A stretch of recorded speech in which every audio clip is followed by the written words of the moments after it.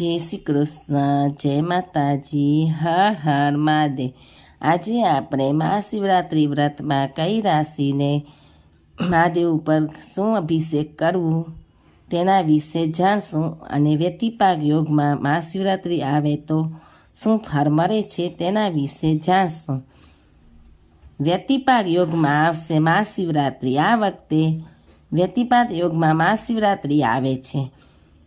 આ દિવસે કરેલી રુદ્રી લઘુરુદ્ર શિવ ઉપાસના ઉત્તમ ફળ આપનાર બનશે। મા વદ તેરસ ને રવિવાર તારીખ 15 ફેબ્રુઆરીના દિવસે મહાશિવરાત્રિ છે। આ વર્ષે શિવરાત્રિના દિવસે આખો દિવસ તથા રાત્રિના 2.45 કલાક સુધી વ્યતિપાક યોગ છે। તે શિવ પૂજા ઉપાસના માટે ઉત્તમ ફળદાયક રહે છે।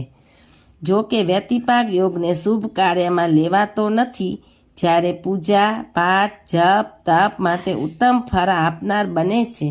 આથી આ દિવસે કરેલી રુદ્રી લઘુરુદ્ર શિવ ઉપાસના ઉત્તમ ફળ આપનાર બનશે। આ દિવસે શિવજીની કોઈ પણ ઉપાસના કરવી અથવા તો ઓમ નમઃ શિવાય પંચાક્ષર મંત્રની 21 અથવા 108 માળા કરવી ઉત્તમ ફળ આપનાર છે અને સિદ્ધિ આપનાર બનશે। મૃત્યુંજય મંત્રના જપ કરી શકાય છે।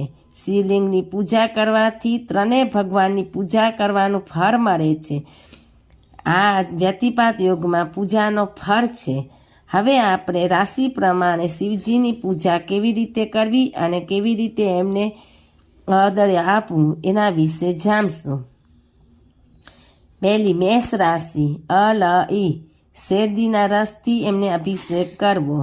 વૃષભ રાશિ બ વ ઉ સાકરવાળા પાણીથી અથવા દૂધથી અભિષેક કરવો। મિથુન રાશિ ક છ ગ કાળા તલથી અથવા દૂધથી અભિષેક કરવો। કર્ક રાશિ દ અને હ દૂધથી તથા સાકરવાળા પાણીથી અભિષેક કરવો। સિંહ રાશિ મ અને ટ ઘી તથા ચણાની દાળથી અભિષેક કરવો।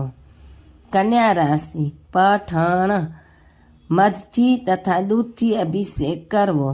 તુલા રાશિ ર અને ત શેરડીના રસથી અભિષેક કરવો।